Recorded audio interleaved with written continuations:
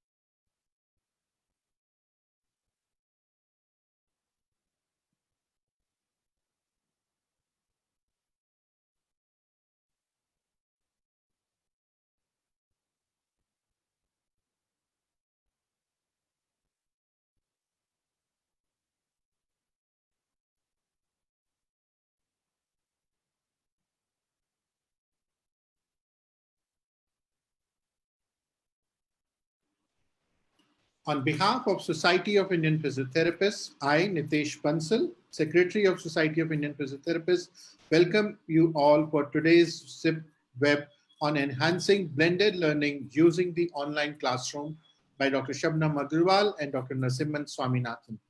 We shall begin this in a short while.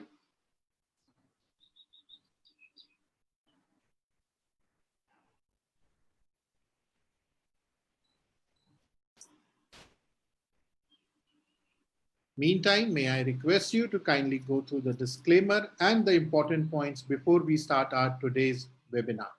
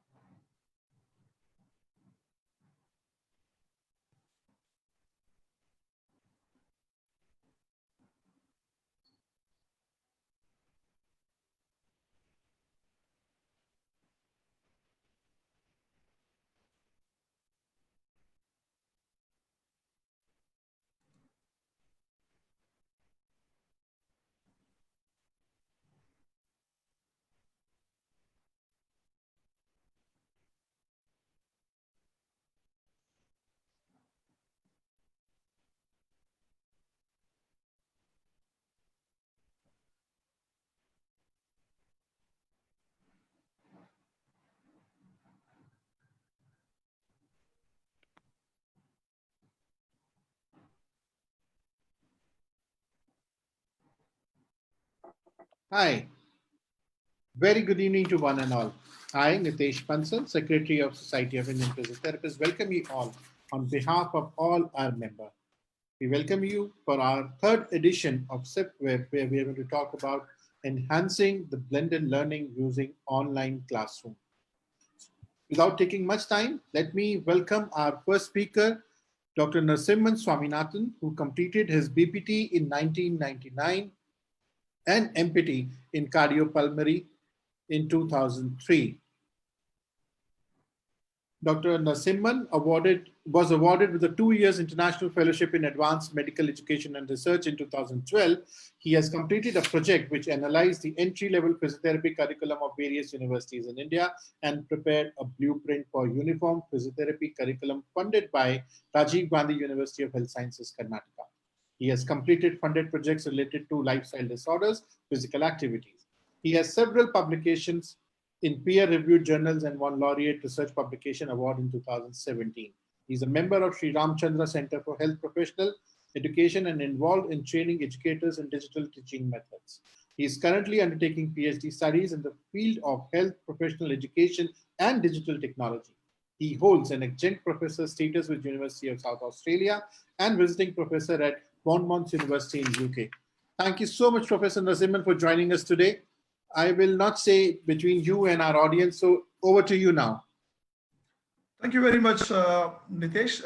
Thanks to SIP for organizing this kind of webinar. This is the need of the hour, especially when we look from the academician's point of view.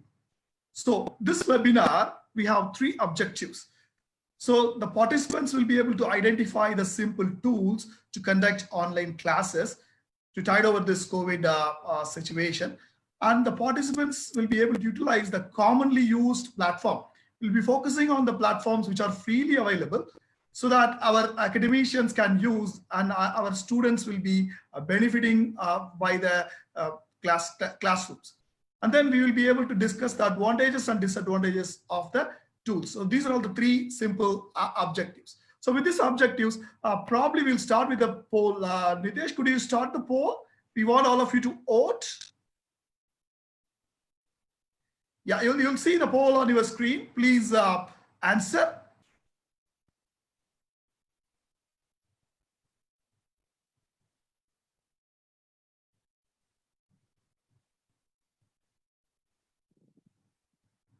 Hope you all are answering for the questions.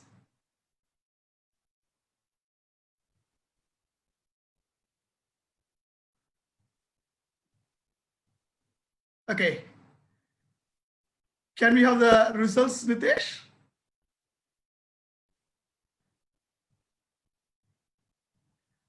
Wow, that's fantastic. 82% of our respondents are comfortable in teaching online. That's great.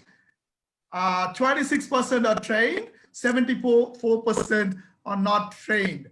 Okay, so that requires a formal training, of course, but now we adapted the situation. That's a positive side to start this webinar. So what is the background? Why we need this online teaching or blended learning, what is called? We need to understand the current generation of learners. It's the olden times, where the teacher is the sage on the stage. Whatever our teachers said, we used to learn or grasp from them. But now the current generation learners are socially wired millennial. They're socially wired. And the educational context is also changing. Now, thanks to the internet, you see, everything is available for them. Whatever you say, they can Google it. They'll be able to, search everything. And then the digital initiatives and the higher education is also picking up. You see, now, if you ask your kid, hi, sweetie, how was the school today? And you will get an answer. You can read all about it on my blog. That's what's happening now. So the current generation learners are millennial learners. They grow with the technology. So it is us to utilize the technology to engage them and to impart the knowledge. We should mix the traditional face-to-face training along with this online training. So what happened in our government initiatives? If you see in 2017 itself, the government held the National Convention on Digital Initiatives for Higher Education. The government started many things like NPTEL and Swayam Prabha. You may be aware of this. These are all mainly for the technical courses, and now some slowly the medical programs also coming up. So now what happened? Is it because of our UGC or MHRD COVID? Now we are in the situation. The COVID situation transforms education. We are in the right time to pick up this online platform, and then it should continue not only to this tide over this situation. We should be using this online platforms more. So we have many platforms. If you see, these are all the freely available tools: Google Classroom, Academy, Edmodo, Moodle, and Microsoft Teams, Zoom, and Google Meet. So there are many tools. For this webinar, we will see a couple of tools, how these tools could be effectively used.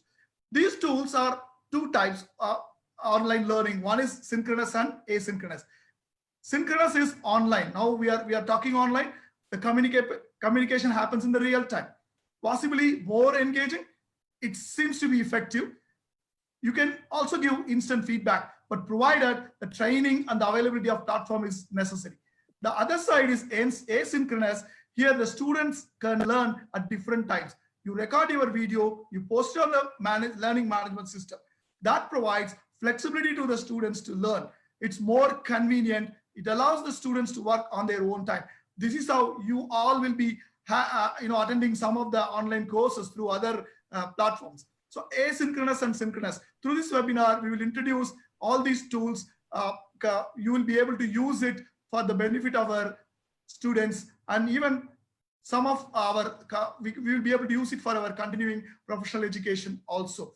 Now I think Dr. Shabnam will explain about some of the tools. Thank you, Dr. Narasimhan, for introducing us to the topic and take us through the basis of online learning, which all tools which are available. Some of them are free, some of them are paid one. And you rightly said that we can't take up everything in one webinar. We'll need to have series of webinars, but we'll try our level best. And that's why we have experts like you and Dr. Shabnam who are going to teach us how do we use the online tool to make it the best out of it. Let me introduce our next speaker who is going to take us through one of the tools before we come back again to Dr. Narasimhan to take us through another tool, that is Google Classroom. Dr. Shabnam is a PhD holder, is currently working as a Director Education of Nipani Group of Institution and an Honorary Physiotherapist to Governor of West Bengal. She started her administrative career as a Director Education of Nipani Institute of Healthcare Studies, which is affiliated to West Bengal University of Health Sciences in 2004. She is on the PG Board of Studies of West Bengal University of Health Sciences and is a UG and PG examiner at several universities. In 2015, she was asked to shoulder the responsibility of Nipani Institute of Management Studies. She received her master's degree in orthopedic physiotherapy from University of Wales, College of Medicine, Cardiff University in UK. Her PhD from Curtin University, Perth, Australia, involved intensive research and was awarded in the year 2011. She is regularly invited as a panelist, speaker, or moderator in regional, national, international conferences, as well as serves regularly as a reviewer in scientific committee of conference globally. A dedicated clinician equally involved in teaching. Thank you, Dr. Shabnam, for accepting our request and joining us today for this webinar and teaching us how do we use these online available tools. Thank you. Over to you, Dr. Shabnam, now.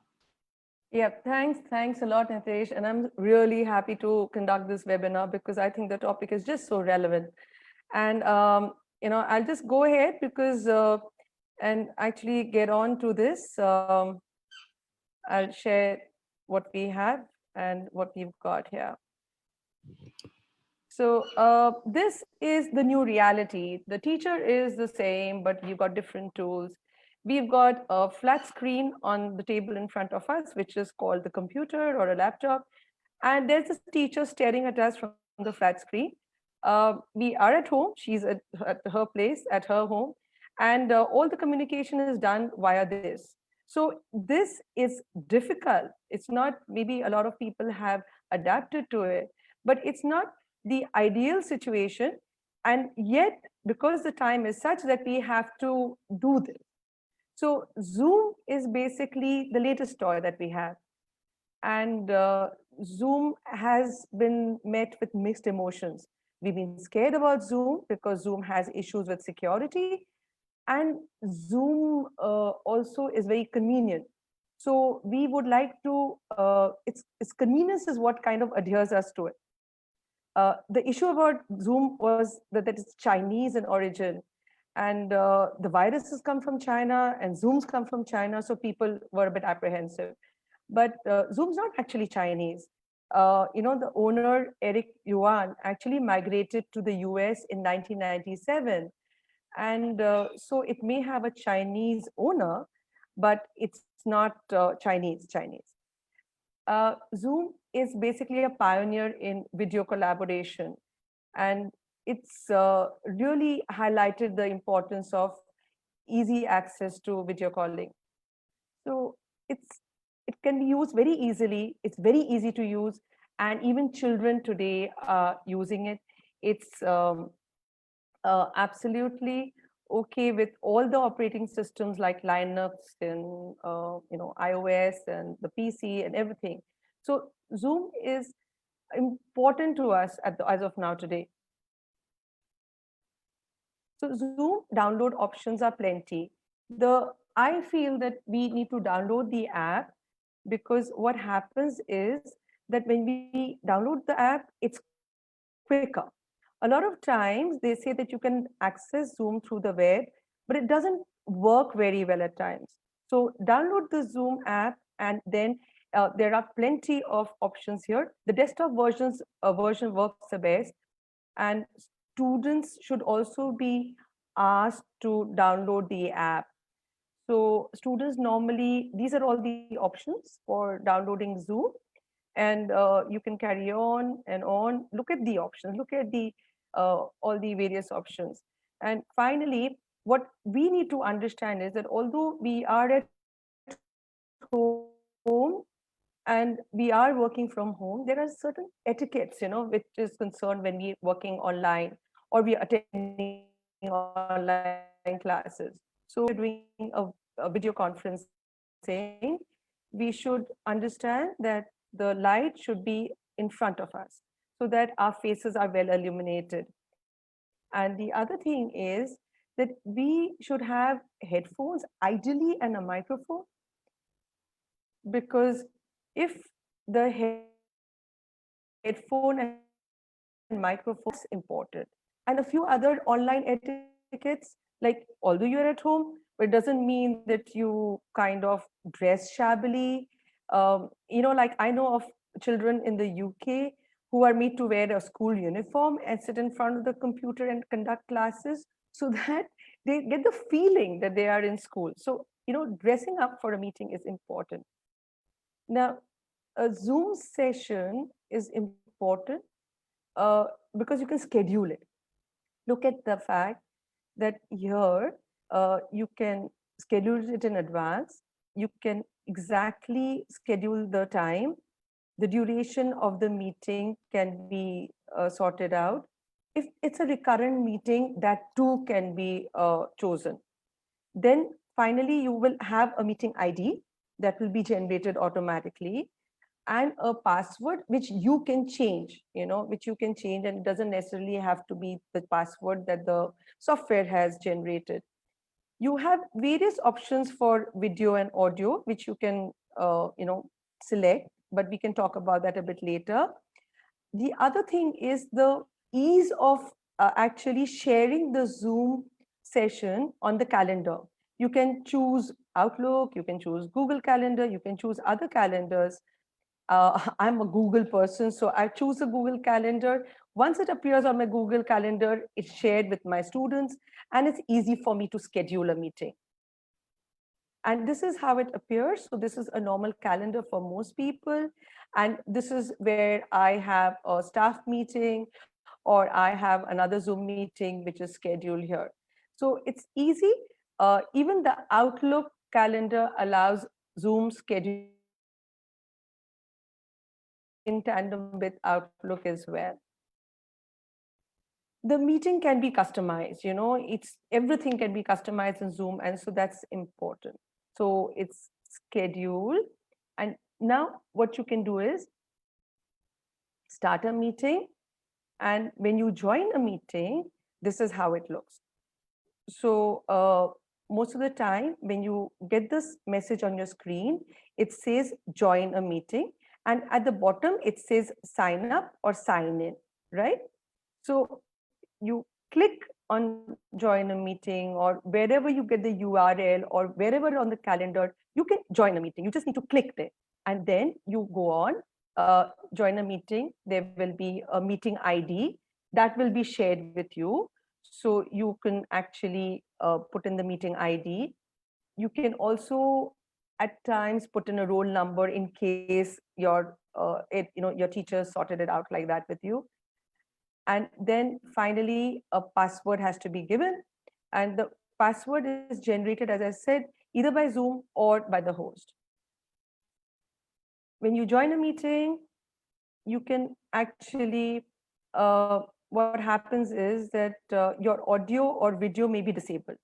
So you would you a lot of times teachers don't want background noise and things like that coming in. So what happens is that, but your option of joining the meeting with your audio is you should be using call using internet audio. That's what the option for you is. And then you have the audio and video option. So here it is, you may unmute, the video may not start initially. This is normally what happens the beginning of a meeting. And then you can actually unmute it. And so you can see the thing that this is unmuted and this is muted. You can actually see a list of participants here, and you can actually move the screen and see the participants. You can see most of the participants have the videos off, and whoever speaks or whoever, their microphone gets highlighted like this. So this is how it appears, whether they appear vertical in a vertical list or whether they appear as a grid. But normally in a Zoom meeting, you get 4 people on the screen, and you can scroll from screen to screen to screen sideways, and you can see all the participants. And this is when the participants video is off, and of course when the participants video is on. And a lot of things that you can do with customizing your meeting in Zoom. And you can do that audio and video management. You can have a virtual background like we have right down here. This is obviously not home for me. This is the Society of Indian Physiotherapists banner. And you can have a waiting room where students or participants wait before being allowed in. You can actually, this is important because a lot of time people just gate crash. So a waiting room is good. Then you have a screen sharing option, which is right now we are using that screen sharing option, and I can present this this PowerPoint to you. And you can have meeting chats. Zoom gives us the option. Another thing about the virtual background is I want to share that the other day I was attending a webinar, and obviously the gentleman was at home, and then you had a child coming in and taking out his or her toy. Possibly he was in the child's bedroom. It was just so funny. So having a virtual background is quite handy. You can actually live stream your meetings, which is a very important aspect of Zoom. So this particular webinar is being streamed live on Facebook. You can make it live on YouTube as well. So this becomes easier. A lot of times I haven't myself been able to attend a SIP webinar, because of the timing. But then I have just got onto Facebook and seen it later. So it just makes it more convenient, doesn't it? So, when we look at a classroom and when we look at, we've all enjoyed our normal classroom. We've gone to school, we watched the teacher walk in, we also expressed our, ideas about how the teacher looks for that particular day. We've looked at our classmates, we've cracked jokes. So there is a certain bonhomie there. And that's important. That's important for people to meet, especially children. But this is the same kind of environment is what we need to create in a Zoom class. So how do we do that? So in a Zoom class, what's good is that because of the webcam, everyone can show their faces. And so I can actually look at the expression, anyone's bored, anyone's irritated, or anyone's interested. If I find a particular student looking bored, I normally tend to direct my questions at them. And I also try and make it easy. It's Another thing is that the teacher cannot just look down at her notes and say, all right, I need to refer to my notes. You have to look, make eye contact, and look very carefully so that you can make out who's paying attention, who's not. So, as in a Zoom class, what happens is that remember, this is a synchronized teaching method. And we need to have an interactive session where my voice, when I'm talking to my student, needs to be relaxing and good. I don't need to scream or shout. It's very clear.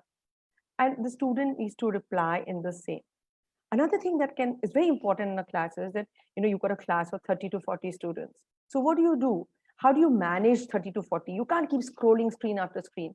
So it's a good idea to have a co-host, another faculty member who is kind of controlling the class. A lot of students sometimes have a mic on. There's a lot of background noise. Sometimes they do it on purpose. I've had students who've done that as well. So it's a good idea Okay, to okay, thank you. actually do that. Have a co-host who can switch off the microphone, who can look at the technicalities, while you yourself can just stick to conducting the class and the material of the class. So Zoom offers us chat. It's good because students can actually chat, they can share with you, and you can important. But however, at times it gets too chatty, and that's the time when you have to ask them to stop. But it's important for students to chat, because then you know that they're paying attention. Remember, you're not being able to look at all of them together. So having the students chatting may be slightly distracting, but have them chat with you, you know that things are happening. A lot of times, of course, chats can be a bit disturbing. So these kind of non-verbal feedback are good, where students can actually do a thumbs up. And if they want to draw your attention, they can wave a hand and show, they've drawn your attention and said like, look, I want to say something, rather than bombard it and say that, oh, look, ma'am, I want to say something. So these are important options that we have in Zoom. We can also have a poll, which we did right at the beginning of the session. And so Dr. Narsimhan was very interested in the poll. So we had it right at the beginning. It's important because it kind of generates an interest, and the participants feel that, yes, their opinion matters. So it's good to have a poll. Share screen option is exactly what I'm sharing with you right now. I'm sharing my PowerPoint with you, and I do hope that you feel that you're actually attending an actual session. I'm on stage and I'm presenting this to you, and you're there in the audience watching this. We also have the option of recording our session. So what happens is, this is important in class. Your session is recorded, the PowerPoint is recorded, everything is recorded. So, and any chats and all that will come in, that also gets recorded. So a lot of times, parents or the educator or the student, if they ever want to access this, saying, I quite missed that, or I didn't quite understand that, and instead of you having to repeat it, you can just go back to the recording and show it to them. You can have a whiteboard as well, and you can write. So, we had a maths faculty member who was finding it extremely difficult with Google Classroom because he couldn't show the maths calculations on the board. So with a whiteboard, life got a bit easier. So you could do it like this. And here we've tried to write a sit thing. This is, of course, with drawing.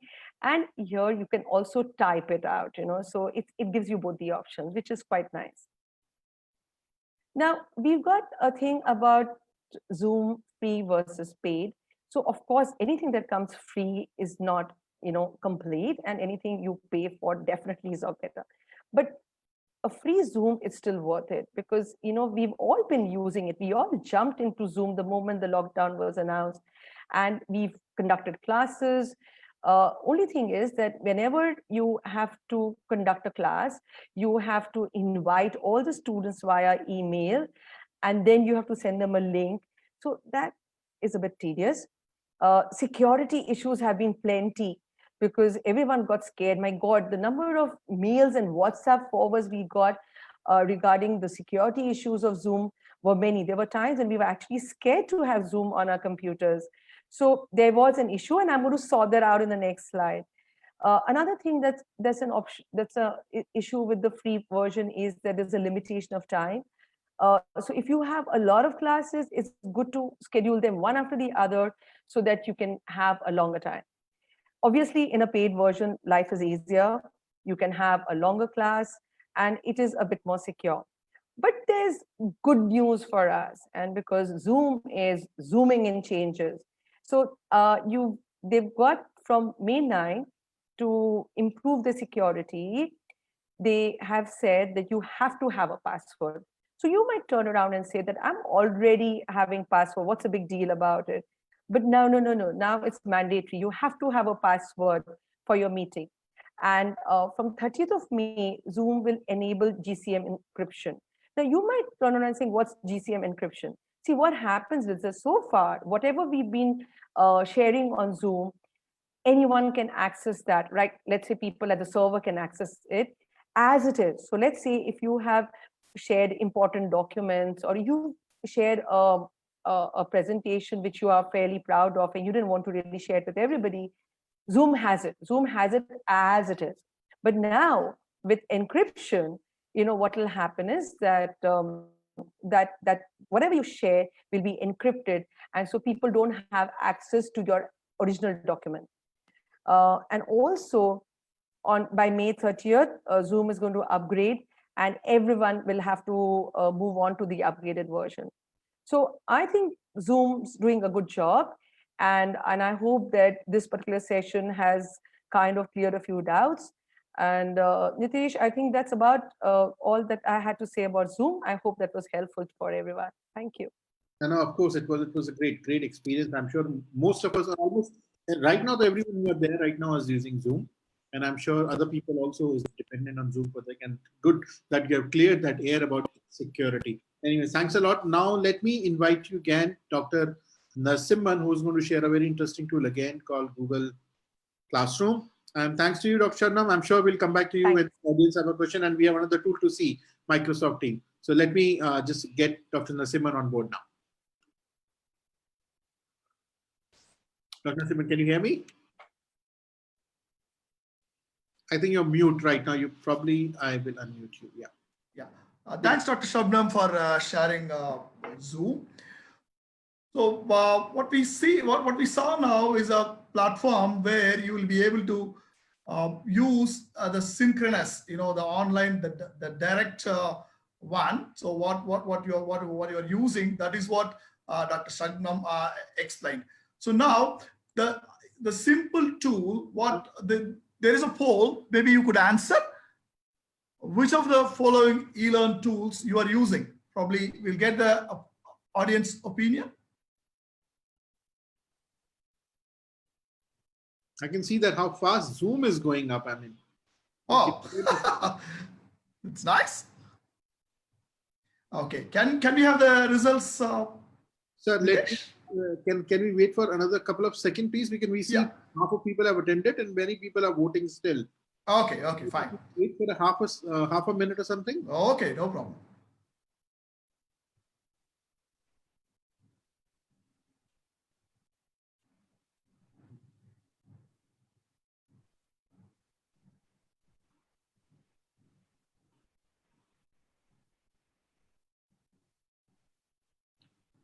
Now we have 74% of people who are there who have voted. So let me now end it and share it with everyone. Here are the results. Okay, so we could see 42% with Google Classroom, 29% Microsoft, 80% Zoom. Wow, that's good. Some of you are using Moodle and Academy Edmodo. So these tools are also freely available. So before going further, let us understand the Zoom. What we saw is synchronous, it is live. It has its own advantages and disadvantages. One thing we should understand, I refer back to the first question when we all answered. We said that we require training. That was the first poll. Many of us are not trained. We need a training in these tools. When we look for these synchronous tools, it has its own advantages and disadvantages. So now I'm talking. I'm giving my lecture. It is live. You know, we will have different level of learners in our classrooms. Some people will be able to grasp. Some people will require more time to read, digest, and then they need to answer. So the tools we should think of both synchronous as well as asynchronous. The synchronous one, what you are seeing, is the live one. So now the asynchronous one, there are many tools for the benefit of, for everybody. Everybody can use it easily, and freely available tool is Google Classroom.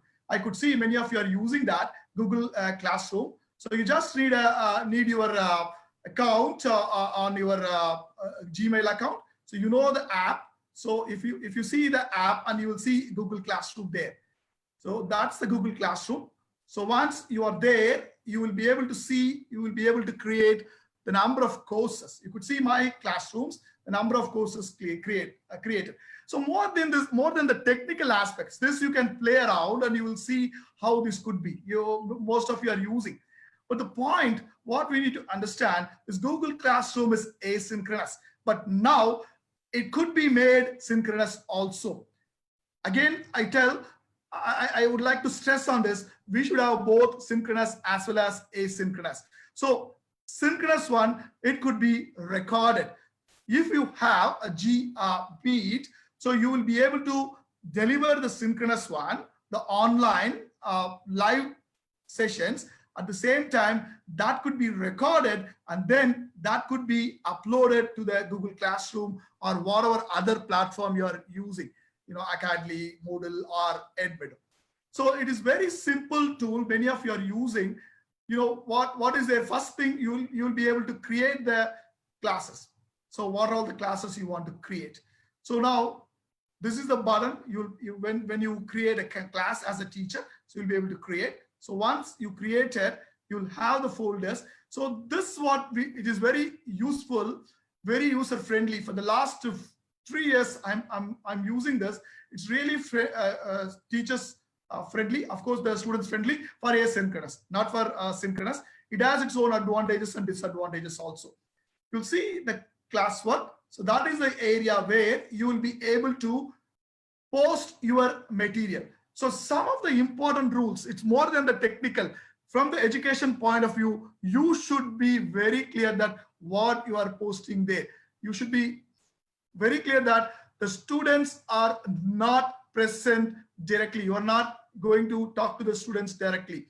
So whatever you are posting there, it should have a clear direction to the students. You want them to read the material, ask them, read the material.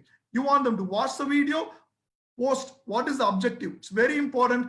Spell out the objectives. What is the objective of that particular session? What do you want them to do? So you will be able to create a class. That's what. First, the topic. What do you want to create the topic? You know that. So it should be organized. See, when one of the important thing in online classes, let it be synchronized or asynchronized, we should be organized, because the students are seeing your courses. So now you can create a class simply. So now this topic is created. So under the topic, let it be organized. Don't do it anything haphazardly, because the students are watching this. You are not present. Very important for the teachers. Ensure that it's very well organized. So now under this topic, what do you want to create? You know that. Organize it. You want to post a material, post a material. As I told you, give the instructions clearly. Okay, so what this introduction is about. Suppose if I'm teaching evidence-based practice, the title, give the description. Okay, so this is the material for you to read, whatever, material for you to read and reflect. So they should be able to understand very clearly, and then you will be able to post. You will be able to add whatever you want. Either you could add a YouTube video, you could give a link, URL link, or you will be able to post a file, and you will be able to give a link also. Or if you can able to give a link through Google Drive also. I'll show you one of the folder how it will look if it is properly created. Okay, so now it is not only creating the lesson, so you will be able to create an assignment. The students can submit the assignment. Again, this is the advantage of asynchronous. It provides flexibility. The students can submit whenever they want. This is a fantastic feature. If it is done properly, you see, give the title. What is the title of the assignment? Describe what do you want. What do you want them? You want them to reflect or write an assignment, and give the full description. It is for all the students. How many points? Set the due date. Okay, this comes under which topic? So now we have 2 topics. You can post under the topic, and then you will be able to add the rubric also. Rubrics means the students will know how they are going to be marked. So that is the advantage of this asynchronous. This is not possible with face-to-face. In face-to-face, you ask the students to submit the assignment, and you are sitting and correcting it. But here, once the students post it, even you will be able, it is very transparent. Once you correct it, you post the marks, the student will be able to see the marks on their grade sheet. Okay, so these are all the advantages. I'll show you one class which we have completed. So you can create an assignment, you can create a lesson. That is what you will be able to do using the Google Classroom. See, after every session, you will be able to create a quiz also. If you want to create a quiz assignment, so it could be an MCQ. Again, give the title. So it comes under which topic, give the instructions. Very clear instructions. How many times they can attempt. Whether you are going to consider this for internal marks. All the instructions should be very clear. And then it will take you to the blank quiz. You see, this will link with the Google Forms. So you will be able to create any types of questions, MCQs. It will take you there. So you will be able to create the MCQs. You will be able to create true or false, or whatever type of questions you want, you will be able to create. The biggest advantage of this, once the student completed, they submitted, they will get the feedback automatically. You see, there is a column called answer key. So you will be able to give the answer key, which option is correct. So how many points you are going to give that points. The student, once they completed this, and immediately they're going to get the feedback. That is the advantage. So again, these are all the advantages of the online, or what you call the asynchronous platforms. Feedback is very important in learning. If the students needs to learn the feedback, especially the formative feedback. So the current face-to-face, the only traditional one, we will not be able to give feedback. You know that because of the number of students and the work what we have. So once the quiz is done, again, they will be getting the notice. You know, that is how I'll show you one of the things how it is, you know. So this is how the course shell looks like. You see, once you completed the class, you see how this is organized. So you'll have the full chapter starting from the introduction to the final one. So this is how your course shell is well organized. This is very important for the teachers. You should not, I have seen some of the course shells, you upload. No, the students will not like it. It should be neat, because again, you are not seeing the patient, students face to face. Be very clear. So the course cell is very well organized. So you will be able to see the grades also. So how you will add the students? Go to people. So that is the people section. You will be add the students. Another advantage of this, you will be able to track the students who did well, because they get the feedback immediately. So in our experience, we also did we took a feedback from the students. They are very comfortable with this. Now, I'm referring, this is pre-COVID era. Before COVID, we use this. We use this as a blended. That's what today's title is about, blending. It is not only online. Only online is very difficult for healthcare professionals, because we also need to have the hands-on sessions. So that will be delivered only during face-to-face. So it is very important for us to understand the tools. Again, our objective is not only to show you the technological aspect, how this is feasible, practical. The tool has to be organized in such a way so that the students get a better impression. So again, this is asynchronous again. So now you want to make this as a synchronous. That is also possible. The recent one in Google. You know what you can do. You can add a Gmeet. So go to Google Calendar. It's very simple. Go to Google Calendar. Then you will be able to add a meet. Suppose tomorrow morning you want to schedule an online class. So Monday, the 11th. So you want to schedule a class. So which time? Go there. So you want to schedule a class 10 a.m. It's very simple. You'll be able to add a class there. So you will be able to add a Google Meet video conferencing. So now you are making asynchronous into synchronous. You got it? So now if you have G Suite, this could be recorded. Okay. So now you can create what time. So the students, those who are enrolled in this course will get a notification and they will be able to attend the Google Meet. So it's very important for the teachers to follow some of the strict rules. When you say time, it's very important, be on time. As Dr. Shabnam was telling, how the students are dressing up, it is same applicable for the teachers also. Though you may be conducting your classes, from home. So you should be, how you will be at the classroom, you should be the same, on time, how you start your instructions, especially when you're using asynchronous, your instruction should be clear. It should be transparent. When you are giving the feedback, there should be mechanism, the feedback are provided transparently. So these tools are amazing. Now, actually, as I told you at the beginning, the COVID era is changing our teaching method also.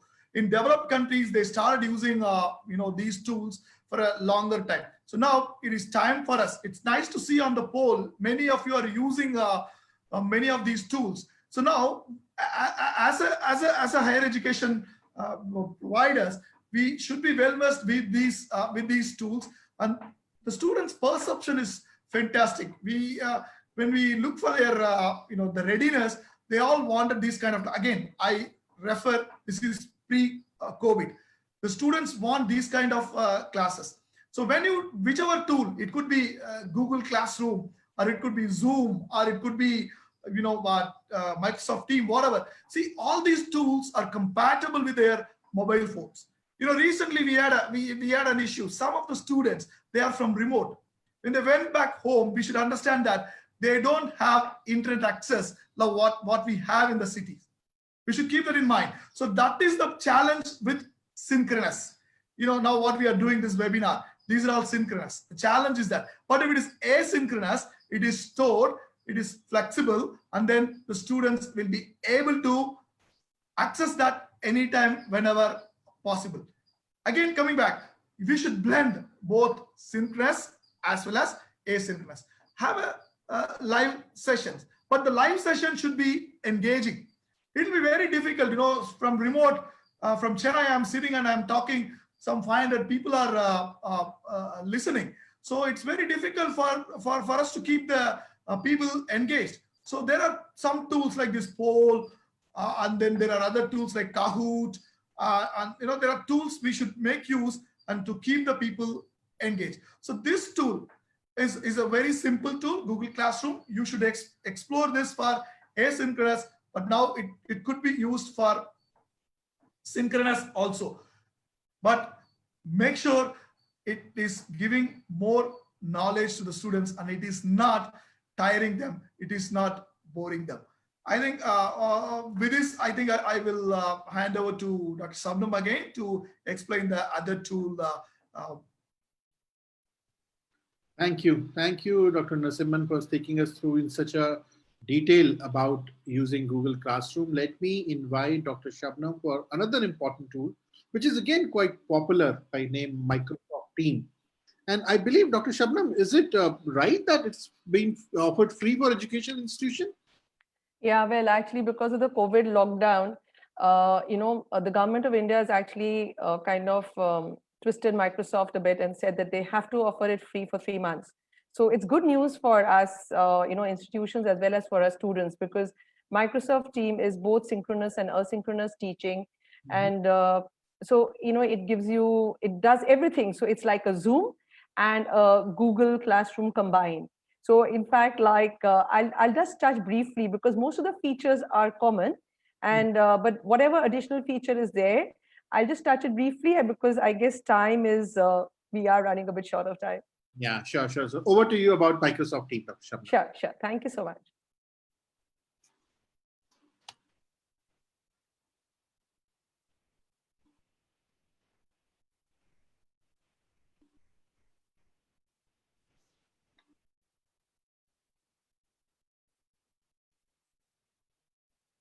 So, we already are using Microsoft Teams, and Microsoft Teams is handy.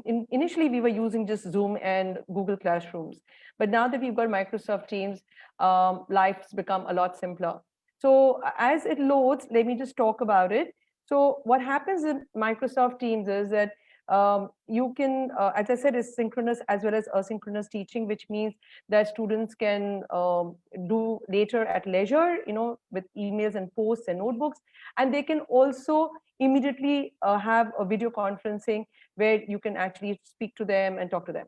Now, what the main thing about Microsoft Teams is that you have to actually make a team, and so my teams are already here on. You can see that. So I kind of created all kinds of teams. Whereas here, when you, see, look, if you have to join or create a team, you can just go and click on create a team. But here is the catch. There is a slight catch here, and you need to be aware of that because with Microsoft Teams, what happens is that you have to have a Microsoft account, and that email account gets a bit tedious for us because what most of us, let's say, are on Yahoo or Gmail, and we are used to those email accounts. So suddenly if someone says, no, look, you have to have another email account, it's like, well, do I? But yes, for Microsoft Teams, you do need a Microsoft Outlook account, and that's the account that gets added to the team account, and that's where your classes get formed. And so you can create your class, and whatever your class you want to form is like webinar or web, and then you can have a description which is whatever, it's doing great work, and so whatever, and then you can go on to creating a team. Now, once you created a team, you need to, obviously, team has to have people in it, right? So you add people, and the moment you add people, again, as I said, they have to have Microsoft accounts. Now, like Dr. Narasimhan said, and I emphasize in my Zoom lecture, that it's a good idea to have some teachers along with you as co-hosts. For the same reason that they can look at the technicalities, they can look at the students, whether they're paying attention or not, while you can actually deliver your lecture. Now, I skip this and I move on to the other aspects. So in Teams, in Microsoft Teams, the other good thing that you can do is uh, you can have posts. So here we go into Teams, and we can go into this one, and we can see the posts here. Now, it's been a busy time with all our students. Most important is that obviously the posts are there to stay. So even you can kind of and unearth the post later on. So that's important with Microsoft Teams. So the posts are there, and anyone says that, I didn't quite get that, or I didn't get the information that there was a class, you can actually refer to the post. And along with that, what happens is that, when you really want to say something to someone particular, so the way we do it in WhatsApp, we actually use the @ sign. So when you use an @ sign, you can actually talk to someone specific rather than generic. So that also is there, a particular feature of post. Now, in files, you can actually add anything. So you can add all your study material and things like that, which you can do in Google Classroom and other things as well. But another important thing is that you can actually add another app. So you have the choice of adding all these apps here, which is at times useful. So supposing you want to add a YouTube thing, a URL, a link, you can just add it here into your post, and that makes the entire class thing more effective. So I am a bit hurried here because I know we're running short of time. The other feature of this is your class notebook, and this is like a notebook which is shared between all everybody in the class. So you can have a class notebook for the entire team, or you can have a separate channel under the entire team, and you can have, this is a private space that the student can send a private note to the teacher, or it can be a note for everyone to see, refer to, or someone's done an important assignment and the teacher wants to say, like, look, this is the ideal assignment for you to look at, then this can be actually shared in class notebook. And assignments are similar to what Dr. Narsimhan has shown in Google Classroom. So I won't say that there's something definitely major here happening. You can actually set up a quiz, you can set up multiple choice questions, you can set up essay kind of questions.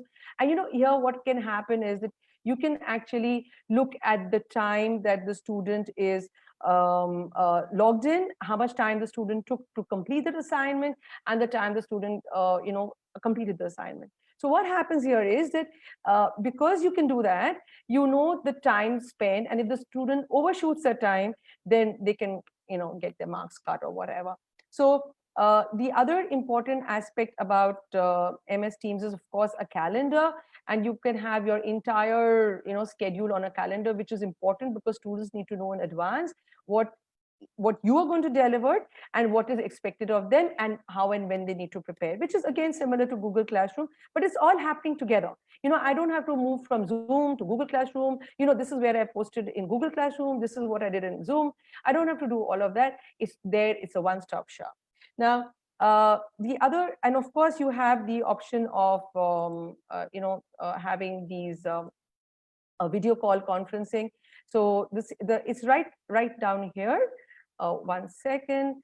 So you have the option right here, and you can actually do right now you can do a thing, and the video isn't working, but doesn't matter. You had enough of video chats, but you can just do an immediate call, and you can get all your people in. You can invite all your students here who are here, and you can get them all in. In Zoom, you can have all the students, you can see them all, whereas in Microsoft Teams, you can't see all your students at one go. You can see 4 of them on the screen, the ones who are talking or the ones who are discussing, whereas the rest of them will appear on the right-hand column here. And in case one of them is active and one of them wants to say something, then this one becomes a bit bold, and it starts blinking, and that this particular student may want to say something, and you can then ask them to say, you can ask them to come in. Now so this is all, I think the rest of it is fairly similar to the other two. It's like, as I said, a blend of Google Classroom and Zoom.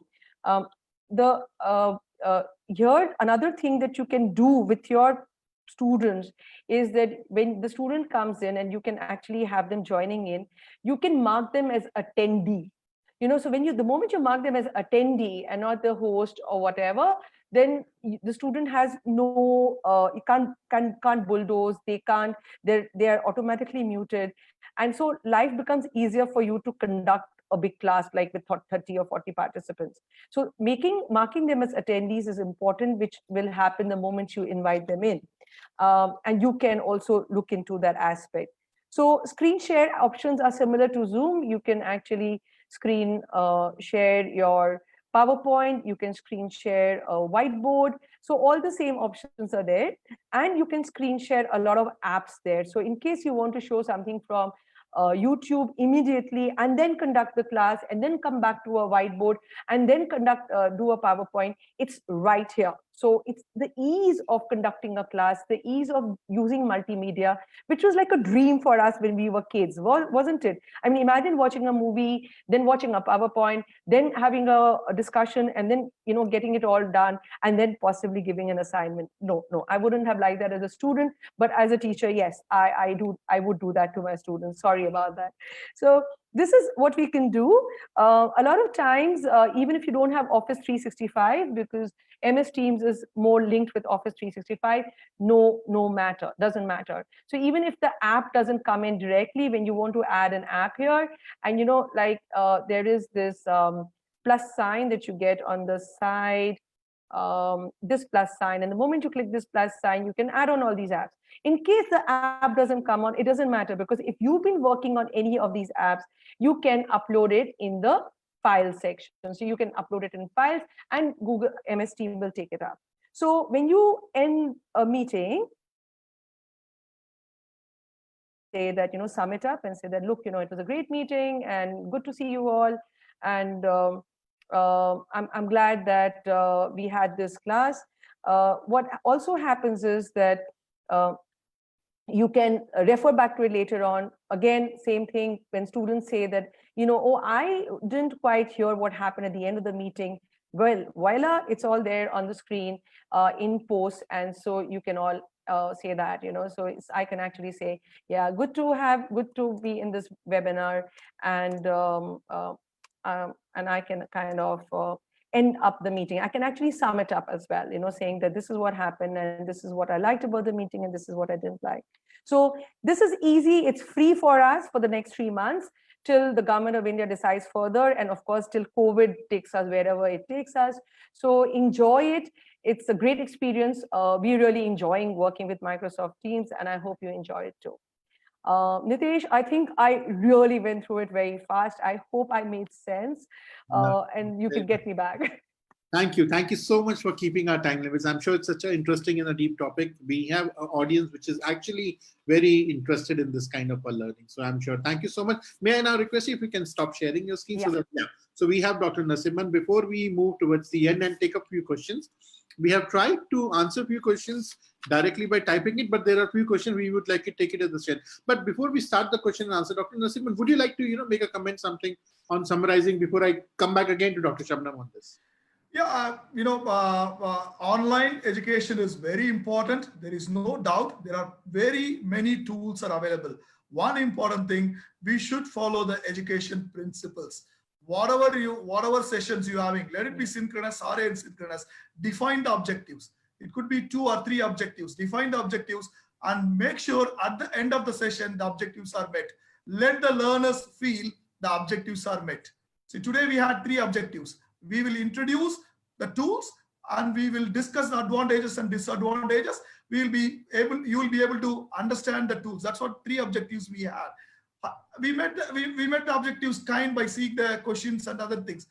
Ideally there should be a post quiz or a post reflection writing, something I'm telling for the learners. Otherwise the learning is not happening. Take it from the principle says assessment drives learning.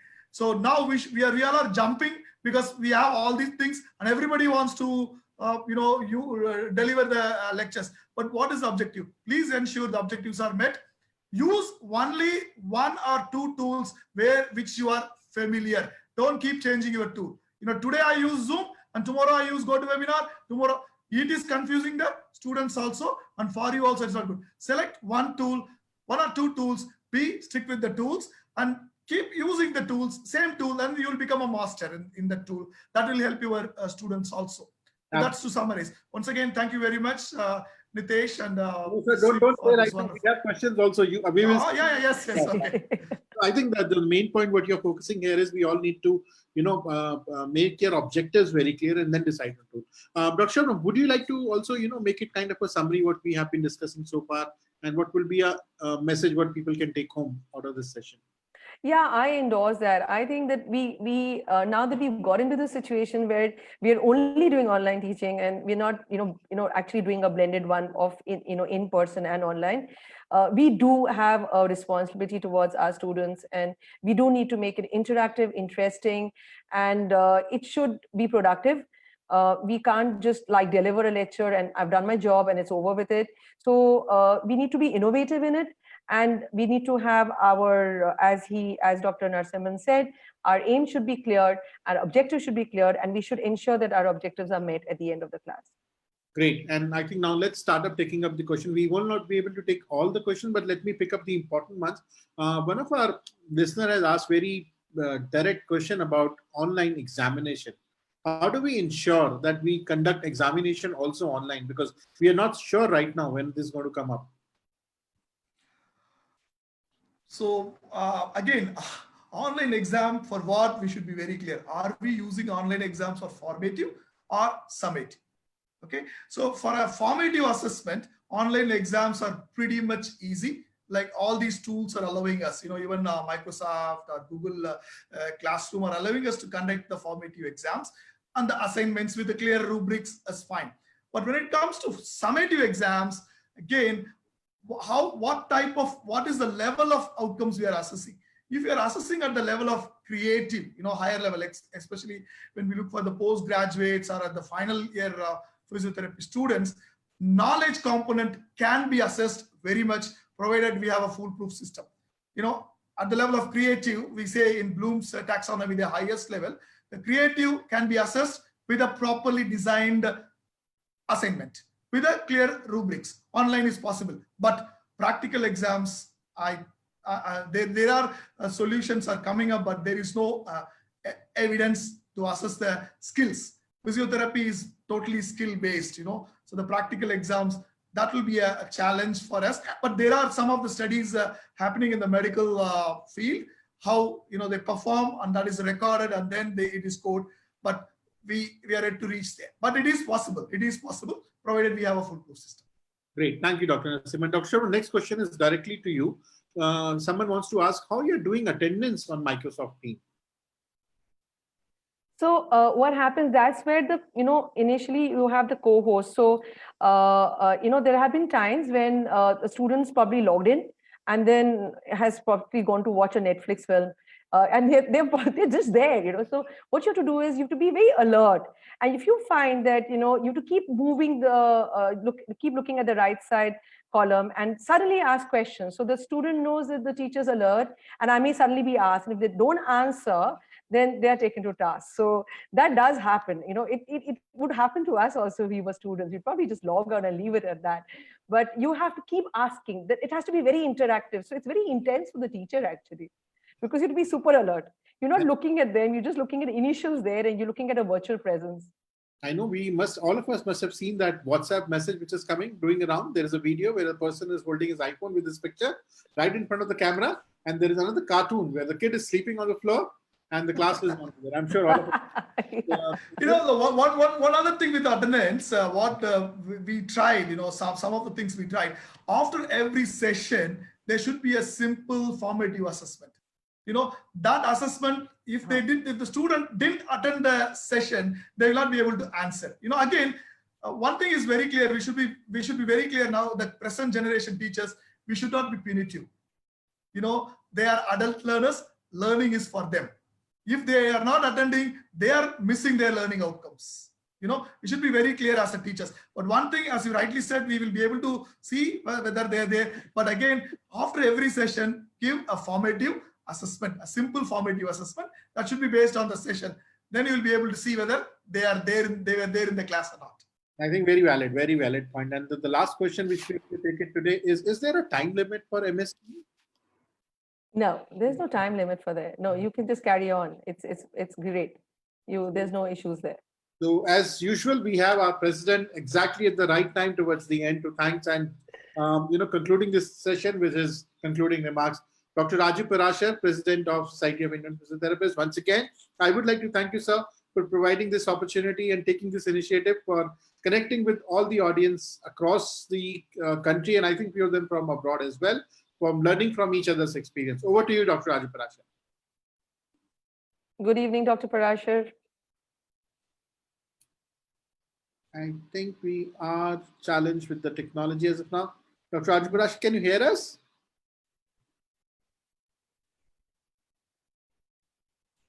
I think Hi, everybody.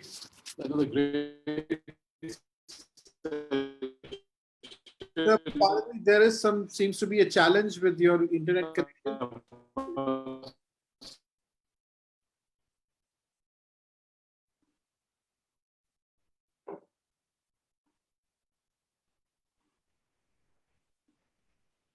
My apologies. I think we have to struggle a bit regarding the connectivity here.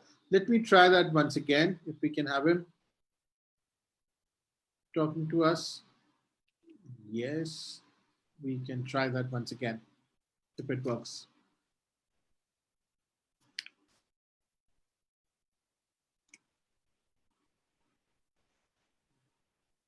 So over to you. I'm sorry, there was a technical, we couldn't hear you. So over to you, Dr. Ajiparash. Okay, thank you once again, Nitesh. I must say you've become quite a professional at this now, moderating Yes. various sessions, which are very diverse in topics. But I guess you have the bandwidth. Thanks again. Thanks, Professor Agarwal and Narasimhan. Before this webinar started, I thought I was very proficient in the use of technology in teaching and learning. But I guess I've been proved otherwise.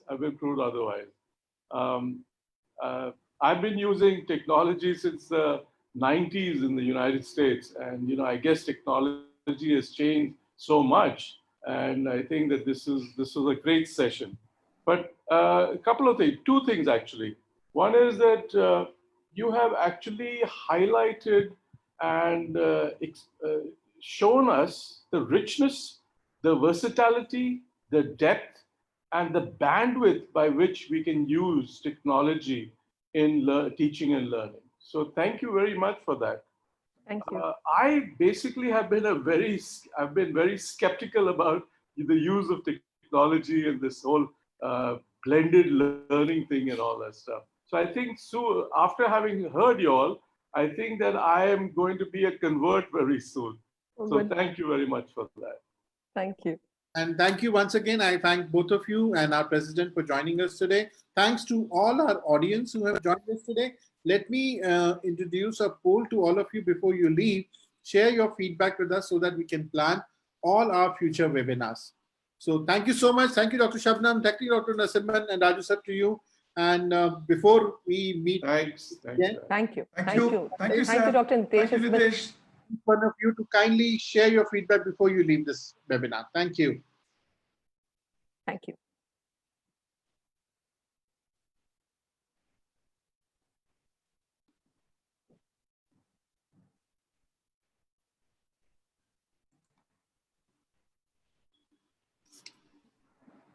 Don't forget to mark your calendar for next Sunday, where we are coming up with another interesting SIP web, which is very important in current days.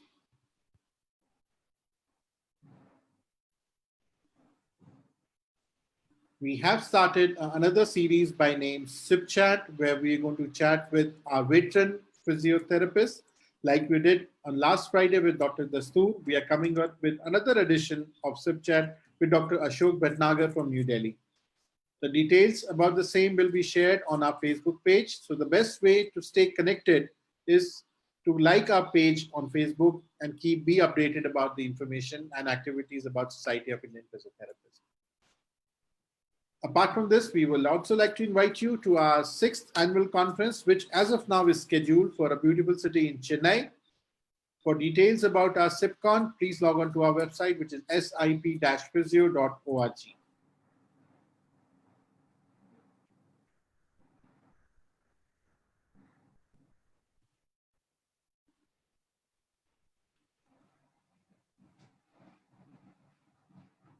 Thank you so much for joining us today, and we look forward to have you again with us next Sunday at the same time, 4:30. Thank you so much. Stay safe, stay healthy, stay fit. Thank you.